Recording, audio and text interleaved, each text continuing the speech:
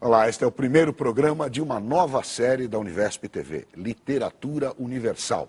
Aqui nós vamos falar sobre alguns dos livros mais importantes já escritos. São livros que carregam informações sobre as culturas que formaram a nossa civilização e a arte de narrar fatos, pensamentos, lendas, atos heróicos e tradições, que foi se modificando com o passar do tempo. Para iniciar esta série, escolhemos os textos mais antigos já encontrados que falam sobre a civilização ocidental. Neste e no próximo programa vamos falar sobre a Ilíada e a Odisseia, poemas atribuídos a um narrador chamado Homero.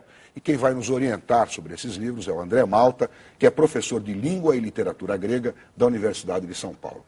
Como o primeiro texto conhecido de Homero é a Ilíada, nós vamos começar por ele. Tá bom, professor? Claro. Então, vamos lá. Primeiro, eu queria fazer a seguinte pergunta. Homero realmente existiu? É relevante a gente falar se ele existiu ou não? É uma questão importante hoje para quem estuda Homero, saber se o Homero existiu, como os poemas foram compostos. São problemas que podem afetar, inclusive, a nossa leitura do poema e a interpretação dele. Eu acho que a gente pode dizer inicialmente que o que você disse aí na abertura do programa, os mais antigos poemas já escritos, já é um problema em relação a Homero, porque certamente Homero não escreveu nem a Ilíada nem a Odisseia. Tem ele existido ou não, esses poemas, a gente sabe, foram compostos oralmente. E isso representa uma grande diferença em relação às outras obras universais e clássicos da literatura mundial. Ele não escreveu os poemas, quer dizer, essas histórias não eram contadas, não eram histórias que vinham da tradição oral. Primeiro, a gente tinha que explicar, queria que você explicasse quando se deu essa história que ele narra na Ilíada, e ele veio contar isso depois. Mas ele, não foi ele quem escreveu os versos, quem compôs os versos da forma como foram compostos? Então, a Guerra de Troia a gente imagina pelas escavações arqueológicas feitas lá no norte da Turquia, onde ficaria o sítio de Troia. A guerra deve ter acontecido por volta do século XII a.C. Então, portanto, a gente tem que imaginar uma tradição de poesia oral que se formou a partir, que já existia antes, mas que recuperou esses eventos para narrá-los em forma de poesia. Isso certamente foi sendo constituído ao longo de séculos, numa linguagem muito sofisticada e muito artificial, poética, que talvez tenha culminado na formatação dos poemas como a gente conhece hoje, feita supostamente por um poeta cego chamado Homero. Ele seria cego? Ele seria cego. Na tradição, né, desde os gregos, imagina-se um poeta cego. A gente tem informações concretas sobre a existência desse poeta? Não. A gente sabe que os gregos gostavam de imaginar essa figura do autor Homero, né, uma figura itinerante, humilde, que saía pela Grécia cantando os seus poemas. Mas o fato é que os estudos modernos mostram para a gente que a existência dessa longa tradição oral torna pouco relevante a presença de um grande gênio autoral que transforma e que cria, a partir da sua própria mente, os grandes poemas. Tá. O que isso quer dizer? Quer dizer que a tradição talvez seja muito mais importante do que a presença, se é que ela de fato aconteceu, de um determinado poeta. Foram cantores, ao longo de séculos, que foram construindo esses poemas, que são poemas muito extensos, muito complicados. A gente tem quase 27 mil versos, aí somando a Ilíada com a Odisseia. Sei. É muita coisa para um homem só. E é uma estrutura que, quando examinada assim, nos seus detalhes, ela deixa marcas claras, né, de uma produção oral, porque ela é sobretudo marcada por muitas repetições. E algumas contradições também, não? Algumas contradições. Então, tudo isso, os estudiosos investigaram, são marcas que nos levam a admitir hoje que Homero, a poesia homérica, é fruto de uma produção oral, que, claro, em determinado momento foi posta por escrito para a gente poder ler hoje o nosso Homero. Bom, a escrita surgiu na Grécia muito tempo depois desse ano 1100, sei lá. Na época da Guerra de Troia havia uma escrita chamada Linear B. É um silabário difícil, complicado, e que, segundo os especialistas, tinha uma utilização basicamente burocrática. Você usava aquela escrita, porque ela era muito difícil, simplesmente para fazer anotações, listas, né, para o controle ali administrativo. Então, certamente o linear B não poderia ter sido empregado para redigir um poema da extensão da Ilíada e da Odisseia. O alfabeto foi introduzido na Grécia por volta do século VIII a.C. Por causa dessa data, muita gente imagina que se o Homero existiu, ele pôs por escrito esses poemas da tradição oral nesse momento. 800, 700 a.C. Mas, se a gente pegar a literatura grega, as informações que a gente tem dos próprios gregos a respeito do Homero, a gente vê que a relação deles com os textos ainda era, como a gente diz, aural, né? Era de ouvido. Eles não estavam lendo Homero, eles estavam ouvindo recitações dos poemas, memorizando trechos dos poemas e fazendo eles mesmos sua própria recitação. Então tá, a Ilíada. É importante ler a Ilíada? Por que é importante ler a Ilíada? Bom, eu acho que vale a pena ler a Ilíada hoje, primeiro porque é poesia de primeira. O poema, enquanto poema, ele é maravilhoso, né? Tem as características de todo grande poema. Sonoridade, grandes formulações, profundidade psicológica, uma capacidade narrativa impressionante. Então, a história que é contada, a maneira como ele conta essa história, os personagens que ele traz para contar essa história, e formalmente a maneira como ele constrói os versos, tudo isso faz com que qualquer leitor que consiga superar a barreira inicial, né, que nos separa de um poema escrito há tanto tempo, numa outra cultura, quem conseguir superar essa barreira consegue desfrutar da leitura da Ilíada. Isso aí que você falou é interessante, quer dizer, a barreira inicial, né? Como é que a gente supera? Você tem que se dedicar a ler, vamos entender a língua dele, porque aí você tem que aprender a língua do poeta, é isso por um tempo ali no poema. Isso, na verdade você tem que se familiarizar com o linguajar do Homero e com o universo de referências da poesia homérica. Então, a primeira barreira, assim, evidente para a gente, a mitologia. Então, existe, além das figuras humanas, né, das figuras heróicas, existem uma série de deuses, né, que povoam esse universo, que se relacionam com os heróis. A gente não conhece, nós, hoje, né, não estamos familiarizados com esses nomes, com as esferas de atuação de cada um desses deuses, por que eles agem dessa maneira, por que eles interferem. Então, tudo isso que era muito natural para os gregos é estranho para a gente. É preciso, então, um tempo para a gente se familiarizar um pouco com isso e a maneira como ele quer contar a sua história. Se a gente vence essa barreira, a gente tem uma outra barreira que é essa do estilo do Homero, de que eu falei. Quer dizer, tem muita repetição, ele gosta muito de fazer digressão. Ele está contando uma coisa, ele vai dar uma volta, vai falar de outra, para ele voltar e continuar com o fio do raciocínio. Então, há marcas próprias do estilo da épica grega que também são um pouco estranhas para a nossa sensibilidade hoje. A partir do momento que a gente consegue se acostumar um pouco mais com essas características, a gente começa a embarcar na narrativa e gostar de ler Homero. Sei. Bom, então vamos falar sobre a Ilíada mesmo. O que ela conta? Ela conta, quer dizer, se é o primeiro texto mais antigo que a gente tem da civilização ocidental, ela conta, a partir dele a gente tem ideia de como viviam os gregos, ou aqueus, ou sei lá, as tribos que viviam naquela época ali, onde hoje a gente chama Grécia, né? Fala um pouquinho sobre o poema, o que ele conta, qual é a história dele? O poema ele é bastante simples, a história, apesar de ser um poema muito longo, em 24 cantos, ele tem uma história muito simples. Homero basicamente quer contar o que está acontecendo no final da Guerra de Troia. A Guerra de Troia durou 10 anos.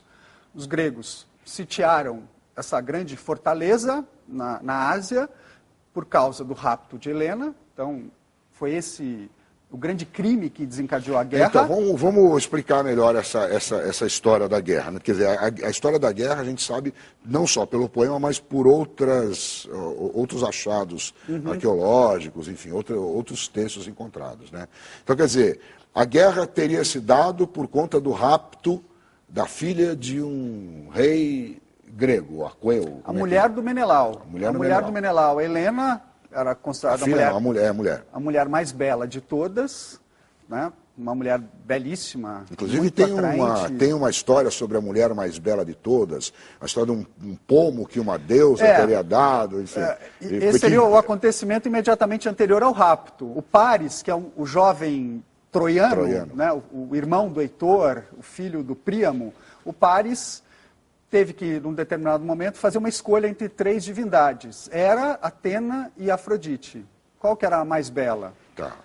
Ele acabou escolhendo Afrodite. O que representa a escolha da Afrodite? Afrodite é a deusa do desejo sexual. Significa que a vida do Paris vai ser marcada pelo desejo sexual. Então, com base nessa inclinação que ele tinha, por isso, ele acaba levando embora essa mulher extremamente atraente, que era a Helena, no momento em que ele está sendo hospedado pelo Menelau, esposo da Helena. Eles foram fazer uma visita para o Menelau. Ele foi fazer uma visita para o Menelau, ficou na casa do Menelau e acabou levando a mulher do Menelau embora. Então, isso, no universo grego, isso em qualquer universo, mas no grego, sobretudo, não sei tão longe. Né? Isso justificava uma guerra de 10 anos e a morte de milhares de homens. Então, quando começa a Ilíada, isso tudo está lá atrás.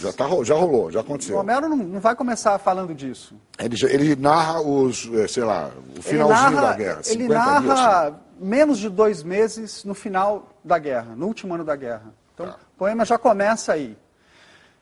Essa é uma grande sacada do poema. Ele perceber, o Aristóteles na Poética, ele elogia muito Homero, porque ele diz que Homero não quis contar toda a história da Guerra de Troia. Ele poderia ter contado desde o julgamento de Paris, ou do rapto de Helena, até a destruição de Troia. Mas o que ele faz? Ele deixa a destruição para lá, a gente não vai saber como é que Troia é conquistada, ele deixa o rapto para lá. Ele não conta o fim da história. Ele não conta.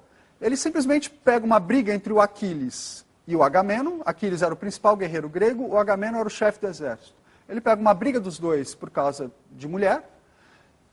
A partir dessa briga, ele vai contar as desgraças que acometeram o exército grego e termina a história falando disso. A gente não vê a morte do Aquiles, a gente não vê destruição de Troia. Então, nada disso é contado diretamente por ele. Por que isso é interessante? Por que ele conseguiu fazer um grande poema eliminando esses elementos que a gente gosta tanto de ver hoje? Se a gente pegar o filme Troia, de Hollywood... Ou os filmes, né? Ou os filmes, mas o mais recente, ele quer contar tudo. Ele vai contar desde o rapto de Helena até a destruição de Troia. O Homero percebeu que se ele se concentrasse numa pequena ação, que dura menos de 2 meses, ele poderia conseguir aprofundar essa ação, contando menos coisa, e ao mesmo tempo fazer referências, muitas alusões a esses outros episódios. Tanto ao rapto de Helena, quanto à destruição. Ele faz referência a esses... Ele faz.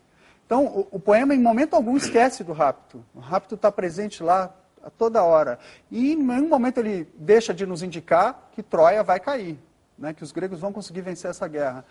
Mas ele não quer falar diretamente disso. O que ele quer falar? Da briga do Aquiles com Agamemnon, por causa de uma escrava. O Aquiles sai da guerra, como ele é o melhor guerreiro, os gregos começam a ir mal. O Agamemnon tem que voltar atrás, se retrata, quer se reconciliar com Aquiles diz que não vai voltar de jeito nenhum. No final, ele acaba mandando o melhor amigo dele, no lugar dele, o Patroclo. O primo dele, né?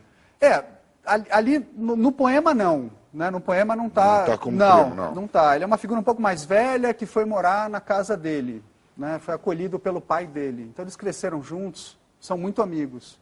Ele acaba mandando o amigo no lugar dele, o amigo morre, é morto pelo Heitor, que é o principal guerreiro troiano. O Aquiles aí sim resolve voltar para a luta, mata o Heitor, e no final do poema, no canto 24, ele devolve o corpo, o cadáver do Heitor para o pai, o Príamo, para ele enterrar o filho.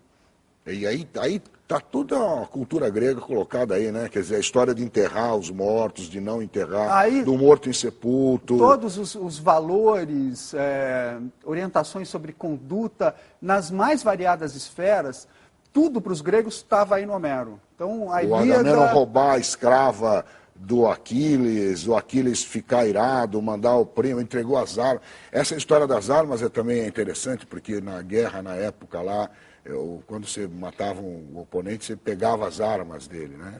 Sim, a partir do canto 16, que é o canto que narra a morte do Patroclo, essa questão vai crescendo. A gente chama isso de... é o tema da mutilação do cadáver. Na verdade, eles faziam 2 coisas. A primeira delas era sempre que matavam um inimigo, tentar tirar as armas dele, então levar embora, né? É uma maneira de você não só adquirir uma riqueza, mas mostrar muito claramente a sua vitória. E há um outro movimento que o Homero explora muito em relação ao Aquiles, que é a vontade de você aniquilar o cadáver do seu inimigo. Você não está satisfeito em ter matado o seu inimigo, você quer destroçar o cadáver dele, que constituía, segundo a ótica do poema, um grande crime. Basicamente todos os guerreiros querem fazer um pouco isso, mas ninguém faz. Quem acaba fazendo isso é o Aquiles. Por quê? Porque ele tem um ódio infinito pelo Heitor, que matou o Pátroclo. Então ele consegue pegar o cadáver do Heitor, ele leva para a cabana dele. Todo dia, o Homero diz para a gente, ele amarra o cadáver do Heitor na charrete dele, na carruagem dele, e fica dando voltas em volta da tumba do Pátroclo, onde o Pátroclo tinha sido enterrado, simplesmente para dar vazão a esse ódio dele, por esse guerreiro que ele já matou e que ele deveria ter devolvido para o pai para ser enterrado, porque era preciso que os guerreiros recebessem as honras fúnebres. As honras fúnebres, né?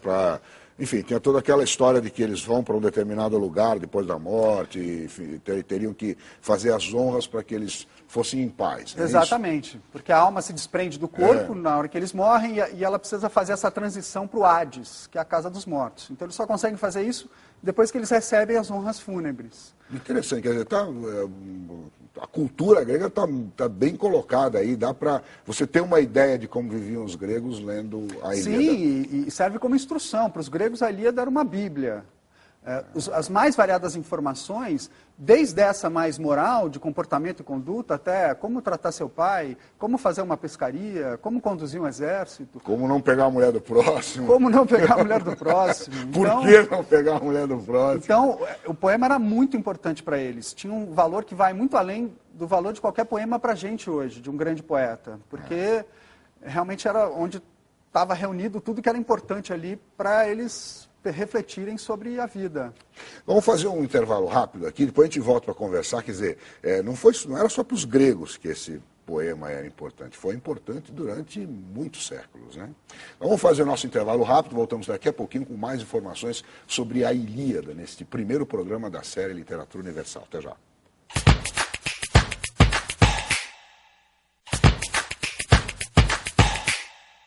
O programa Literatura Universal está de volta. Hoje estamos estudando o primeiro texto conhecido da literatura, da cultura ocidental, a Ilíada de Homero. Quem está nos conduzindo por esse estudo é o André Malta, da Universidade de São Paulo, da Faculdade de Filosofia, Letras e Ciências Humanas. Bom, André, a gente estava falando no outro bloco do programa que a Ilíada é um poema que atravessou o tempo, entendeu? Que trouxe a cultura grega, que era muito lido pelos gregos e era meio que uma bíblia para eles, né? Isso se atravessou séculos, é isso? O poema teve uma influência muito grande na antiguidade, direta. Se a gente lê uma epopeia como a Eneida, do Virgílio, que foi composta 7 séculos depois da poesia homérica, a gente vê que lá na Eneida, o que o Virgílio está tentando fazer? Uma fusão da Ilíada com a Odisseia. Ele está contando uma história que é muito claramente, para quem conhece a poesia homérica e está lendo o Virgílio, uma fusão, né? Uma tentativa de imitar, recriar, reelaborar os elementos que estão lá presentes na poesia homérica. Então, o Enéas, que é o herói principal da Eneida, é uma mistura de um Aquiles, da Ilíada, com um Odisseu da Odisseia. Só para dar uma informação, o Virgílio era um poeta romano, é isso? O Virgílio era um poeta romano, escrevendo em latim. Queria contar as proezas heróicas de Roma, né? Sim, é um poema totalmente marcado pela ideologia do Império, né, do Augusto. Então ele queria propagar, louvar a grandeza desse Império. É uma situação, é um contexto cultural, político totalmente diferente. Mas qual que é a característica dessa literatura produzida em Roma nesse período? Ela é totalmente influenciada pela literatura grega. Então, os autores... Se a gente pensar, né, que o poema do Homero sobreviveu 700 anos, que você está falando, né, até chegar em Roma, e ele ser lido em Roma, e falar, olha, como os gregos eram ótimos, tal. E os romanos parece que se achavam descendentes dos troianos, né? Na verdade... E aí isso deve ter... Ele causava, ou seja, ele era importante por ter sobrevivido tanto tempo. Então, queriam que as histórias romanas sobrevivessem por tanto tempo quanto as de Homero, né? O Virgílio ele se aproveitou de uma informação que está presente na Ilíada, de que o Enéas é um personagem na Ilíada, ele é um guerreiro que luta do lado troiano. Ele se aproveitou de uma informação ali de que, é evidente, está clara, explícita no poema, de que ele sobreviveria e daria continuidade à raça troiana. Ele pegou essa história e, através dessa permanência do Enéas, ele mostrou como a poesia dele também era uma continuação da poesia homérica. Ele amarrou Roma, a poesia... Então ele fez uma ligação com base nessa visão de que Homero representava um modelo de poesia que deveria ser seguido. Ele conseguiu dar uma estatura e uma importância também à própria literatura dele, né, colocando-a como um fruto ou uma continuação dessa literatura homérica, escrevendo com o mesmo metro, né, do Homero, usando as figuras dos deuses, explorando a mesma... Só transformando os deuses gregos para deuses latinos. Exatamente. Então, o parentesco é evidente ali para quem está lendo o poema, né? Você perde muito da leitura da Eneida se você não conhece a poesia homérica, por causa das referências e da vontade dele de dialogar diretamente com o Homero. Mas aí, então ele misturou a Ilíada e a Odisseia, ele que misturou a gente vai os dois estudar poemas. daqui a pouquinho. Ele misturou os dois poemas. E bom, mas essa influência continuou ao longo do tempo? Quer dizer, Homero... Ela continuou, ela diminuiu um pouco na Idade Média, né, os autores clássicos foram colocados um pouco para escanteio, ela voltou com o Renascimento, os autores clássicos começaram a ser traduzidos para as línguas modernas, e desde então é sempre uma referência importante. Eu acho que, se a gente pensar hoje no que é importante para a gente, como é que a gente deve ler esses poemas, o que eles trazem de interessante em pleno século XXI. O Homero não é mais a nossa Bíblia, a gente não está mais naquele meio cultural, a gente não precisa dessas orientações. Por que é interessante, então, ler Homero, além da grande poesia que a poesia homérica é? Eu acho que são duas questões principais. A primeira é a importância, digamos assim, do caráter trágico da Ilíada, falando especificamente da Ilíada. Tá. O que significa o caráter trágico da Ilíada? Que era tão forte, já para o Homero, e eu acho que continua muito presente para a gente hoje. O caráter trágico é basicamente a nossa investigação sobre a figura do Aquiles. Quem que é esse Aquiles nessa história da Ilíada? Por que ele é trágico? O que significa ser trágico? Essas questões acabam todas levando a gente a pensar na responsabilidade pelas nossas próprias ações.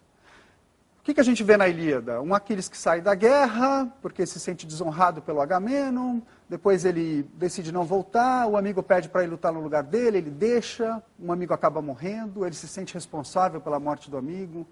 Então, o poema, a todo momento, está jogando com essas questões. O Aquiles deveria ter feito o que ele fez? Será que ele fez bem em sair da guerra? Será que ele demorou demais para voltar? Será que ele é culpado pela morte do amigo dele? Acho que essas respostas que você está perguntando, o próprio Homero lhe dá aqui num determinado momento do poema, né? Ele fala que por causa da ira do Aquiles morreram não sei quantos... Isso ele diz logo na abertura. Na abertura do poema, não é isso? Exatamente, ele provocou a morte de milhares de guerreiros, ele diz logo de cara. Canta, ó Deus, a cólera de Aquiles, filho de Peleu, Cólera, que causou inumeráveis dores aos aqueus, precipitou no Hades, que é o inferno, almas e heróis sem conta, e os corpos lhes tornou empresa de cães e pássaros carniceiros. Não é isso? Isso. Ou seja, ele já julgou aqui o Aquiles. O Homero, eu acho que dá para a gente dizer que tem um pequeno julgamento aí. Mas, em geral, o que é interessante no Homero, a gente vê que o narrador, ele é bastante discreto, a gente diz. Ele é muito objetivo, ele está contando tudo o que está acontecendo, ele sabe, ele é onisciente.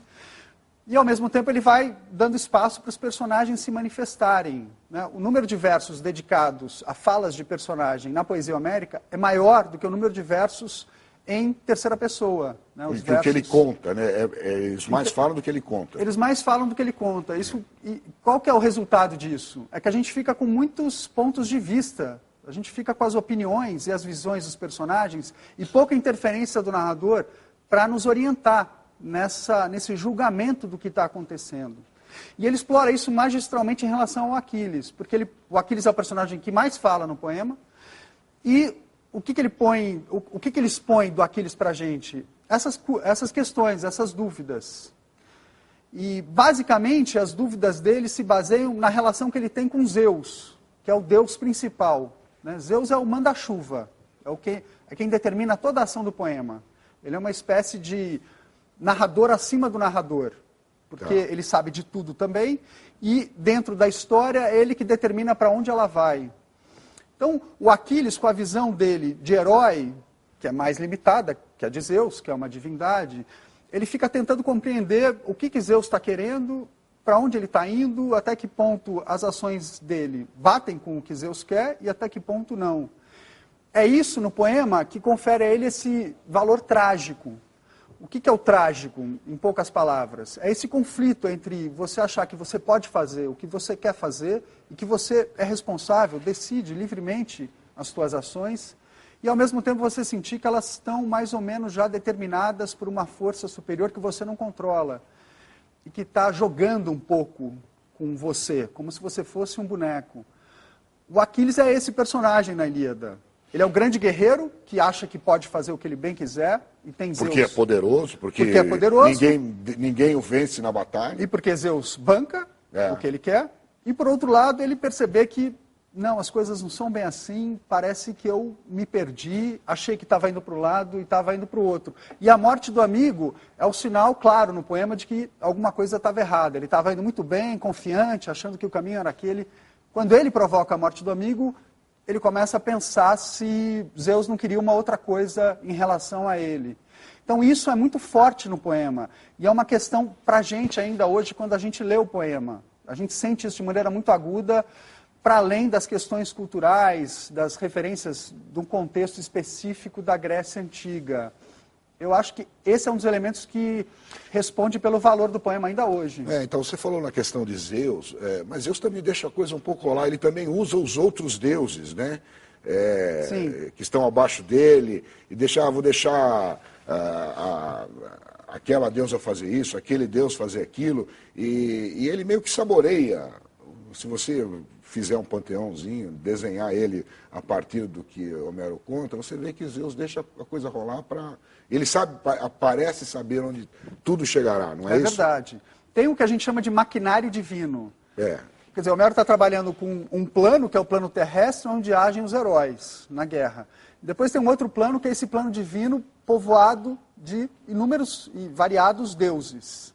Então, eles estão interagindo a todo momento, esses dois planos, dos deuses e dos heróis. E os deuses também tomam partido. Então, há deuses pró-troianos e há deuses pró-gregos. Zeus deixa rolar. Ele deixa os deuses agirem, tentarem favorecer um herói, outro herói. Mas, no final das contas, ele sempre interfere. Né? Quando ele acha que a coisa está saindo do seu controle, ele interfere, dá ordem para os deuses, dizendo que tem que ser desse jeito, eu quero que seja assim, assim é justo.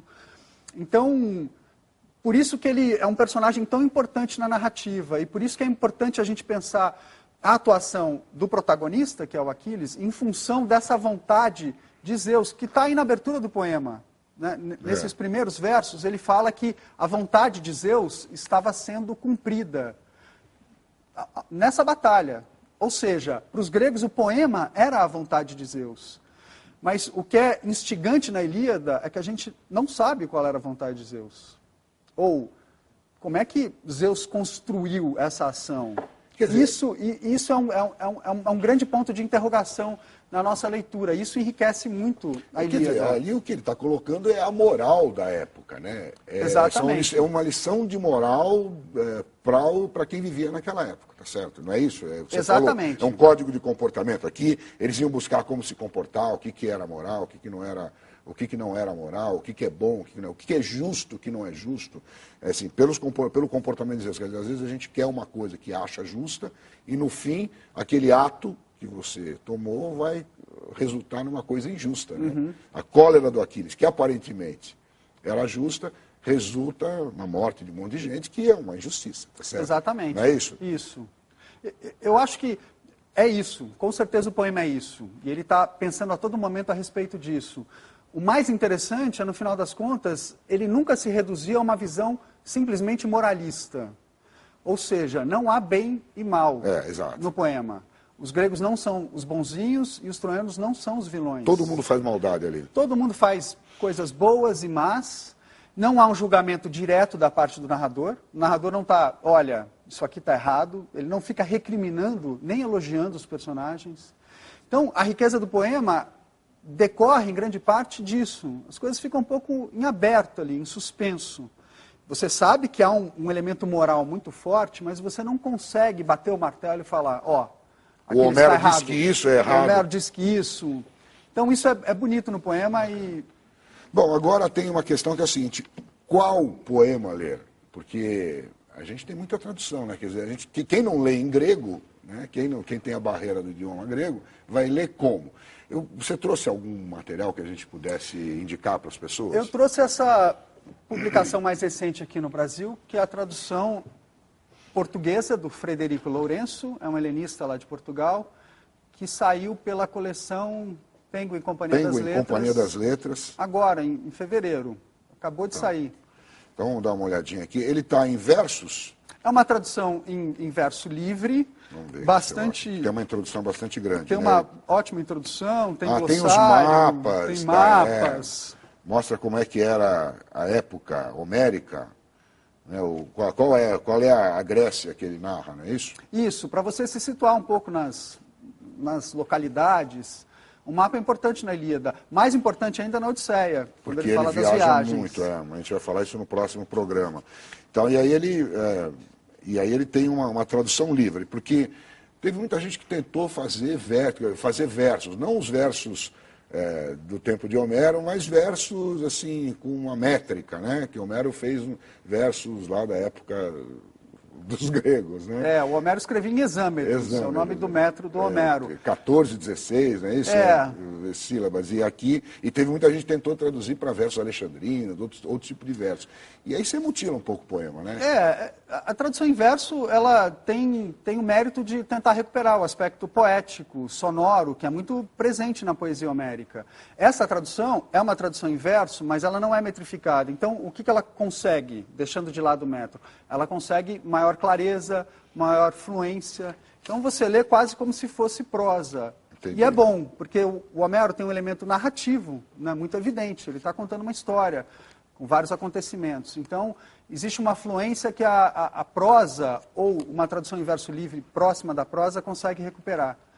Por outro lado, as traduções em verso, que são muito boas, e a gente tem uma tradução que vem desde Odorico Mendes, pelo menos lá no século XIX, elas são mais difíceis, mais elaboradas, mais intrincadas, mas tem a vantagem de tentar recuperar o aspecto propriamente poético do Homero, né, do grande criador. Eu acho que para quem está iniciando uma leitura da poesia homérica, tá, se aventurando pela primeira vez nesse universo, é bom pegar uma tradução em prosa ou uma tradução como essa, em verso livre, que é bastante... Uma tradução em prosa como essa que eu tenho aqui, que geralmente é feita a partir de outra língua, né? Essa que eu tenho aqui é uma tradução, é um livro bastante antigo, cuja tradução vem do francês. Isso, é uma tradução do Otávio Mendes Cajado, exato, em prosa, excelente, porque é feita a partir de uma excelente tradução francesa, do grego. Eu li um pouco da Ilíada, né? Mas é bastante interessante, quer dizer. Então, quer dizer, é melhor para quem está começando. Aí depois, se quiser seguir estudando o poema, vai lá e pega aquelas traduções mais poéticas mesmo, que isso, buscam a rima. A gente tem poéticas, a gente tem a tradução do Odorico Mendes, do século XIX, que é bem difícil. A gente tem, no século XX, a tradução do Carlos Alberto Nunes. Tá. Todos traduziram os 2 poemas. E a gente tem, do final do século XX e agora começo do século XXI, a tradução da Ilíada do Haroldo de Campos e a tradução da Odisseia do Trajano Vieira, que é professor de grego lá na Unicamp. Então, as duas no mesmo espírito, da recriação poética, dos moldes. Da busca da métrica, do ritmo das frases. Com metro, com muitas ousadias. Então, são traduções bonitas, mas eu diria que para quem já está mais familiarizado com o universo do Homero e quer desfrutar um pouco do caráter propriamente poético. Bom, professor, muito obrigado pela sua aula aqui de Ilíada, obrigado mas eu vou pedir para você falar um pouquinho sobre Homero no nosso próximo programa. Com prazer. Voltar aqui e falar mais sobre Homero e falar sobre a Odisseia, a viagem do Ulisses, ou Odisseu, né? Então vamos lá, vamos terminar o nosso programa de hoje. Nosso primeiro programa da série Literatura Universal termina aqui, e no próximo nós vamos falar sobre o outro texto de Homero que relata o pensamento das pessoas que viveram aproximadamente 1100, 1200 anos antes de Cristo, a Odisseia. A viagem de Ulisses, ou Odisseu, depois do final da Guerra de Troia, que é essa que a gente conversou aqui. As aventuras que ele viveu por 10 anos, perdido no mar, buscando o caminho de casa. Até lá, então.